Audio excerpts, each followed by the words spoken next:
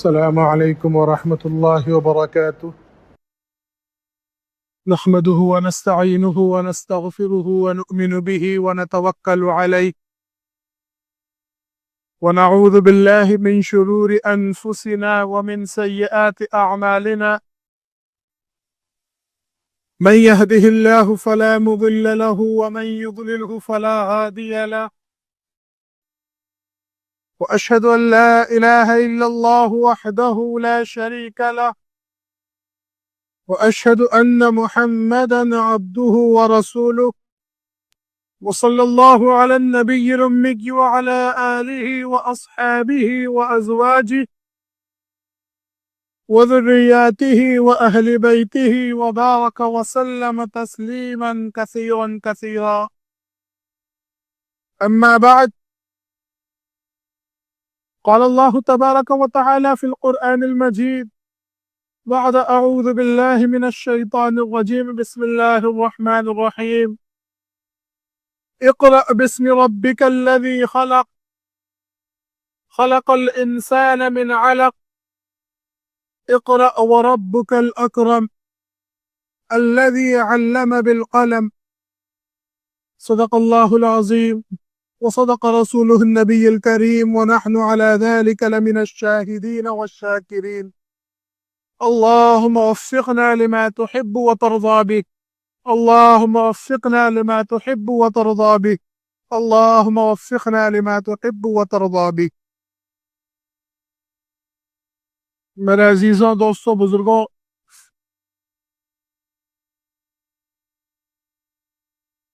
انسانیت جن فتنوں سے اس وقت دوچار ہے، جو فتنے انسانوں کے، انسانیت کے، آپسی اخوت کے، بھائی چارے کے سب سے زیادہ دشمن بنے ہوئے ہیں، ان میں سب سے پیش سب سے آگے، اور یہ کہا جائے تو غلط نہیں ہے کہ سب سے بڑا دشمن انسانیت کا علم سے دوری ہے، تعلیم سے دوری ہے، پڑھائی سے دوری ہے۔ انسان اگر پڑھا لکھا ہوتا ہے، اہل علم ہوتا ہے، تو بہت سے فتنوں سے ویسے ہی بچ جاتا ہے، اور اگر انسان علم سے دور ہے، تعلیم سے دور ہے، پڑھائی سے دور ہے، تو واقعہ یہ ہے کہ دین کے فتنوں میں بھی بڑی آسانی سے مبتلا ہوتا ہے، اور دنیا کے فتنوں میں بھی بڑی آسانی سے مبتلا ہو جاتا ہے۔ جس دور میں آپ صلی اللہ علیہ وسلم کی بعثت ہوئی، عرب کا وہ وقت، وہ دور ایک تاریک دور تھا۔ کتابوں میں ملتا ہے کہ اگر پورے مکہ میں دیکھا جاتا تو آپ صلی اللہ علیہ وسلم کے دور میں گنتی کے چند لوگ تھے، کہیں پہ تعداد 3 ملتی ہے، کہیں پہ 4 ملتی ہے، جو پڑھنا لکھنا جانتے تھے۔ شعراء تو بہت تھے، ادیب بہت تھے، زبان داز بہت تھے، زبان کو جاننے والے بہت تھے، حرفوں پر شہ سواری کرنے والے بہت تھے، لیکن جن کو حقیقت میں پڑھا لکھا کہا جاتا ہے، جو پڑھنا جانتے ہوں اور ساتھ میں لکھنا جانتے ہوں، ان کی تعداد انگلیوں پہ گننے کے برابر۔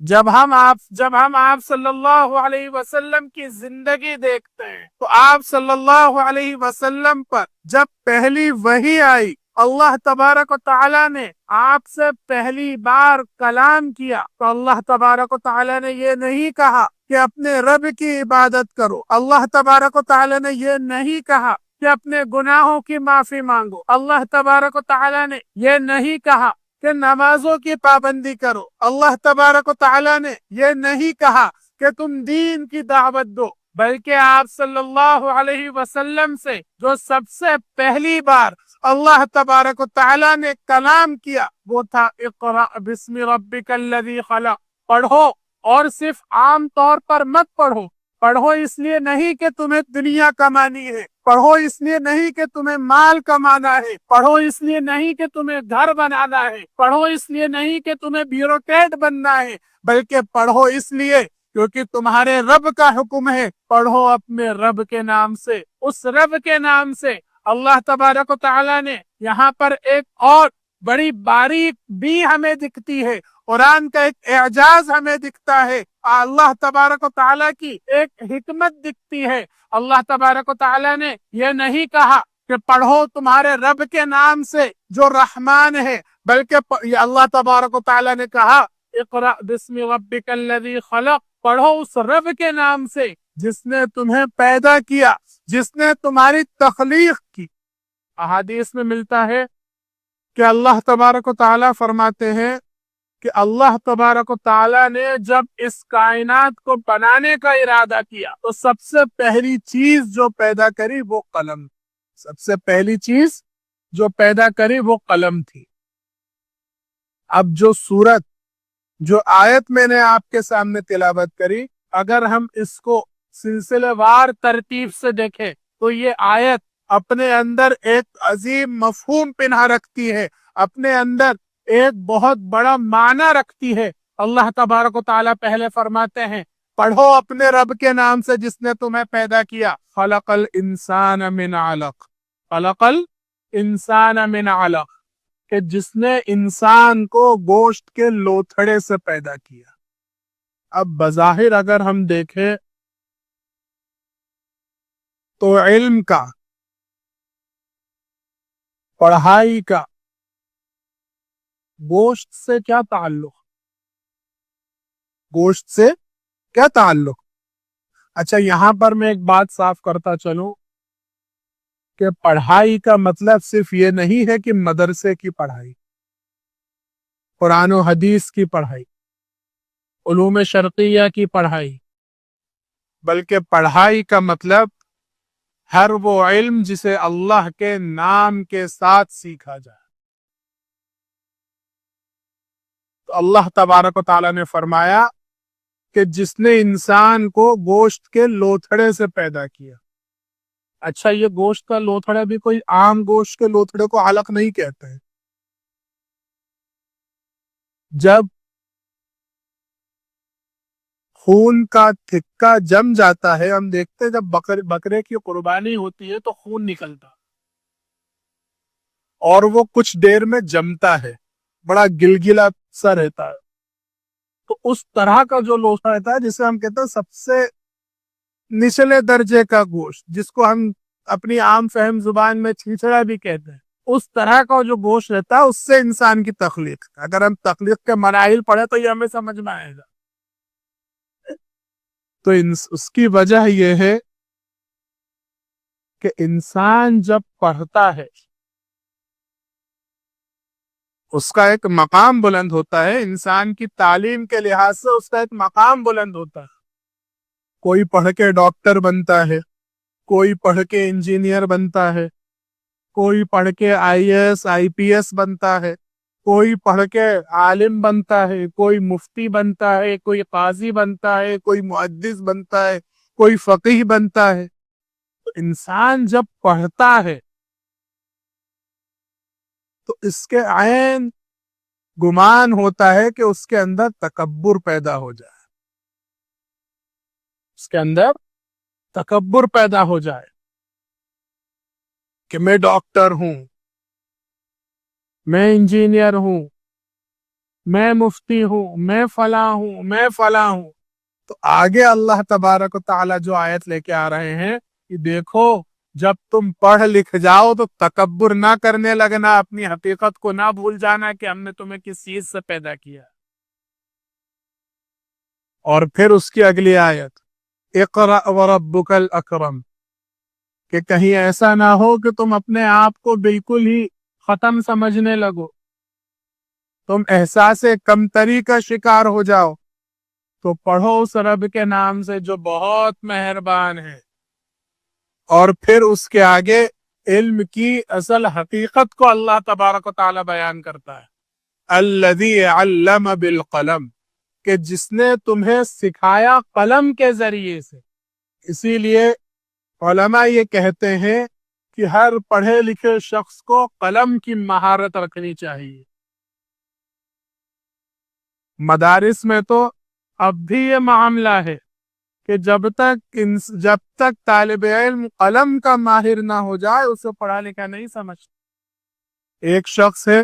بہت بہترین عربی بول سکتا ہے، عربوں سے بات کر سکتا ہے، لیکن لکھنا نہیں جانتا، عربی لکھ نہیں سکتا، تو اس کو پڑھا لکھا نہیں سمجھا جائے، کیونکہ اگر وہ عربی میں بات کر سکتا ہے، پڑھ نہیں سکتا، لکھ نہیں سکتا، تو یہ پڑھائی کسی کام کی نہیں ہے، ہنر ہے۔ اسی طرح سے اگر ہم میڈیکل فیلڈ میں دیکھیں، اگر کوئی ڈاکٹر دواؤں کا نام نہ لکھ سکے تو، یا پڑھ نہ سکے تو، یا اسی طرح ہم انجینئرنگ میں دیکھیں، کوئی انجینئر جو اس کے ڈائیگرام ہوتے ہیں اس ڈائیگرام کو پڑھ کے سمجھ نہیں سکتا یا بنا نہیں سکتا، تو کیا اسے ہم انجینئر کہیں گے؟ ہرگز نہیں کہیں گے۔ تو لہٰذا علم کا مطلب ہی یہ ہے کہ انسان پڑھنا سیکھ سکے، انسان لکھنا سیکھ سکے۔ اگر ہم پڑھنا اور لکھنا نہیں جانتے، مطلب ابھی ہمارے علم میں کہیں نہ کہیں کمی ہے، ابھی ہم پڑھے لکھے نہیں۔ اور میرے عزیزو، یہ علم ہی ہے جو ہمیں اس دنیا میں ممتاز کرے گا، جو ہمیں اس دنیا کی جہالت سے الگ کرے گا، جو ہمیں اس دنیا کی تاریکی میں روشن راہ دکھائے گا، جو ہمیں دین کے اور دنیا کے فتنوں سے بچائے گا۔ یہ علم ہی ہے جو ہمیں اس لائق بنائے گا کہ ہم اپنے اوپر آنے والی مصیبتوں کا سدباب کر سکیں، اسے روک سکیں، اس سے مقابلہ کر سکیں۔ آج ہم پر جو فتنے آ رہے ہیں، ہم پر جو حالات آ رہے ہیں، ان سے صرف بچنے کی صلاحیت رکھنا کافی نہیں ہے، بلکہ ان کا مقابلہ کرنے کی ضرورت ہے، ان کی آنکھوں میں آنکھیں ڈالنے کی ضرورت ہے، اور ان کو یہ جواب دینے کی ضرورت ہے کہ تم ہمیں ان پڑھ نہ سمجھو، ہم جتنا تم ہم سے بات کر سکتے ہو اسے زیادہ ہم تمہیں جواب دے سکتے۔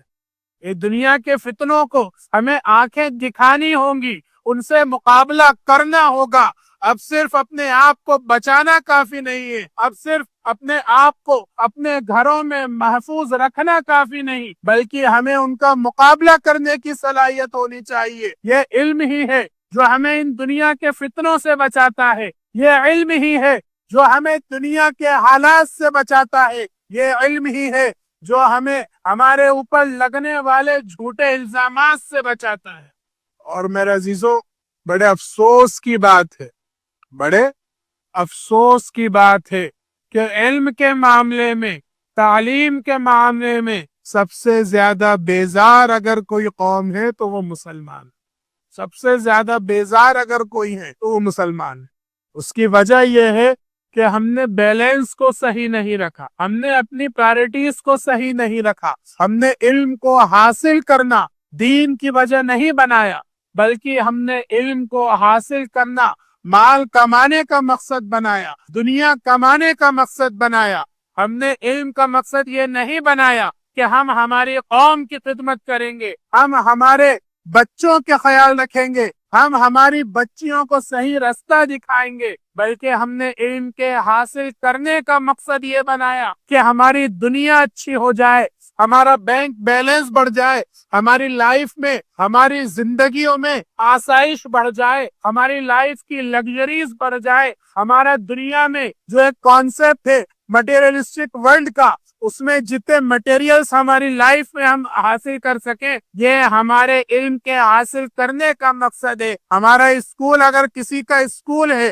تو اسکول بنانے کا مقصد یہ نہیں ہے کہ وہ قوم کے بچوں کو فن سکھائے، قوم کے بچوں کو تعلیم دے، قوم کے بچوں کو دنیا سے آنکھیں ملانا سکھائے، بلکہ ہمارا اسکول بنانے کا مقصد یہ تھا کہ ہم مال کمائیں، ہم پیسہ کمائیں، ہم ہمارا بینک بیلنس بڑھائیں۔ میں آپ کو بات بتاؤں، اسی علاقے کی مولانا ابو البرکات صاحب رحمہ اللہ، اس علاقے میں ایک مدرسہ بنایا، بڑا مدرسہ بنایا، اللہ ان کی قبروں کو نور سے منور فرمائے۔ ان کے ساتھ کام کرنے والے لوگوں نے بتایا کہ مولانا کا ایک معمول تھا کہ اکثر ہمارے ساتھ بیٹھا کرتے تھے اور ہم لوگوں سے باتیں کیا کرتے تھے، ہماری تربیت کیا کرتے تھے، ہمیں سمجھائش دیا کرتے تھے، اور ایک جملہ اکثر استعمال کرتے تھے کہ میرے مولانا میرے اساتذہ کرام، میرے محترم شخصیات،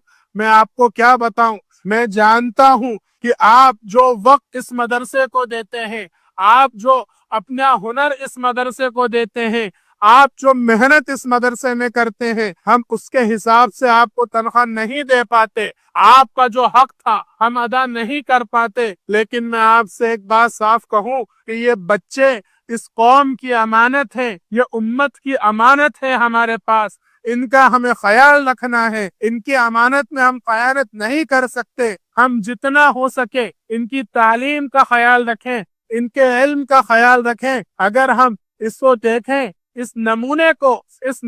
کو اپنے سامنے رکھیں، تو ہمارے بیچ میں کتنے ایسے لوگ ہیں جو اس جذبے کو رکھتے ہیں، اس طلب کو رکھتے ہیں اپنے قوم کے بچوں کے لیے، اپنے محلے کے بچوں کے لیے، اپنے علاقے کے بچوں کے لیے۔ میرے عزیزوں، صرف یہ بات کافی نہیں ہے کہ صرف ہمارے بچے مکمل علم حاصل کر لیں، صرف یہ بات کافی نہیں ہے کہ ہمارے گھر کے بچے مکمل علم حاصل کر لیں، بلکہ ہمیں فکر اس بات کی کرنا ہوگی کہ ہمارے علاقے میں کوئی علم سے محروم نہ رہے، ہمارے محلے میں کوئی علم سے محروم نہ رہے، بلکہ ہمیں فکر اس بات کی کرنی ہوگی کہ ہمیں ڈھونڈنا ہوگا، ہمیں پریدنا ہوگا کہ ہمارے بچوں میں کیا شبہات ہیں جو پیدا ہو رہے ہیں، ہمارے بچوں میں کیا وجوہات ہیں جو دین سے دوری پیدا کر رہی ہیں، ہمارے بچوں میں کہیں کوئی نشہ آور عادتیں تو نہیں داخل ہو رہی، ہمارے بچے کہیں علم سے دوری کی وجہ سے کہیں ان کی دوستی غلط تو نہیں ہو رہی، کہیں ان کی سنگت تو غلط نہیں ہو رہی، کہیں ایسا تو نہیں کہ ہمارے بچے،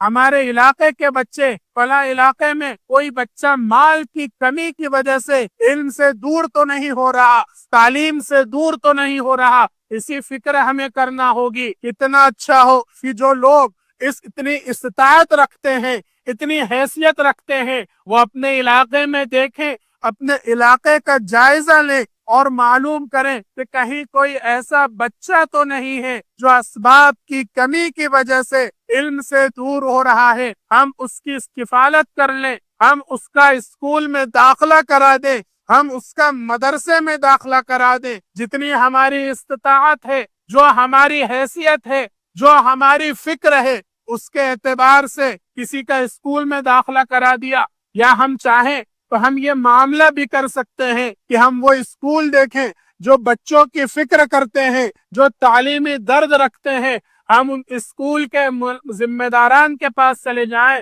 ان سے پوچھ لیں کہ کہیں آپ کے یہاں کوئی ایسا بچہ تو نہیں جو مال کی کمی کی وجہ سے، اسباب کی کمی کی وجہ سے علم سے دور ہو رہا ہو، تعلیم سے دور ہو رہا ہو، ہم اس کی سال بھر کی کفالت کر لیں، یا کم از کم اتنا تو ہم کر ہی سکتے ہیں کہ ہم یہ دیکھ لیں کہیں کوئی ایسا بچہ تو نہیں جو اسکول میں تو داخل ہے لیکن اسکول کے کورس خریدنے سے عاجز ہے، ہم اس کے کورس کا انتظام کر دیں، ہم اس کی سال بھر کی فیس کا انتظام کر دیں۔ میرے عزیزوں، آج کا دور علم کی ضرورت کا دور ہے، یہ دور جہالت کی تاریکی رکھتا ہے۔ میں صاف آپ کے سامنے نام نہیں لے سکتا، نام لینا مناسب نہیں، یہ وقت ایسا نہیں، یہ جگہ ایسی نہیں، لیکن ہم آس پاس دیکھ لیں کیا معاملے ہمارے ساتھ ہو رہے ہیں، کیا معاملے طلبہ کے ساتھ ہو رہے ہیں۔ یہ ضرورت ایسی ہے کہ ہم علم کا خیال رکھیں، ہم علم کی ضرورت کو سمجھیں۔ یہ علم ہی ہے جو اس دنیا کی تاریکی میں ہماری نسلوں کو چلنے کا راستہ بتائے گا۔ اللہ تبارک و تعالی کہنے سننے سے زیادہ عمل کی توفیق عطا فرمائے، اور کہنے والے کو سب سے زیادہ عمل کی توفیق عطا فرمائے۔ وآخر دعوانا ان الحمد للہ رب العالمین۔